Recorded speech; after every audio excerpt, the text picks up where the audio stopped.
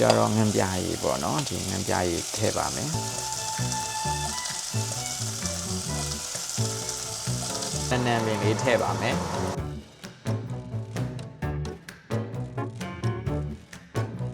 အားလုံးပဲမင်္ဂလာပါဒေဒီတိုးစောလီကနေပြန်လဲကြိုဆိုလိုက်ပါတယ်ဒီနေ့ပေါ့နော်လီကွာကြတော့ညစာကိုပေါ့နော်ငစင်ရိုင်းကြောက်ချက်လေးချက်စားမလို့ပေါ့နော်ဒါကတော့ခင်းချင်းဒီအနစ်လေးပေါ့ဒါတော့ငရုတ်တီချက်တွန်ချင်းပေါ့နော်ဒါထောင်းထားတဲ့ဟာလေးအဲဆိုအိုးပူလာပြီးဆိုရင်ဒီကစီလေးထည့်ပါမယ်ချင်းတီအနစ်ချိုးမုံလေးနည်းနည်းပြီးကြရင်ဒီပဲငန့်ပြရည်လေးကိုလည်းဒီကိုနည်းနည်းတုံးမယ်ပေါ့နော်ဒီလိုက်ပါတော့မယ်ဒါကတော့နန်းနန်းပင်လေးပေါ့နော်နန်းနန်းပင်လေးထည့်ပါမယ်ဒီဟာလေးကတော့ဟင်းလေးရကြက်ပါပြီစားဖို့ပြင်ဆင်လိုက်ပါဦးမယ်ကဲအခုဆိုရင်တော့ဒီကစားဖို့ ready ဖြစ်နေပါပြီ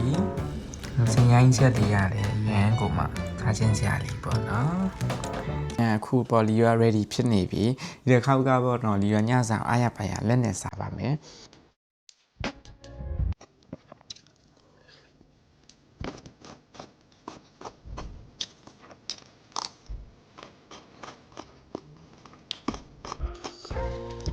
ဟဲ့ကျန်အယိုးမဖယ်ပဲနေတာလေအကုန်လုံးကကြိုက်စားချင်ကဲအဲ့ဆိုညစာစားပြီးဟာငစင်ရိုင်းရောက်ချက်လေးနဲ့စားတဲ့ဟာတွေကတော့ဒီလောက်ပဲပေါ့နော် see you next vlog ပါ bye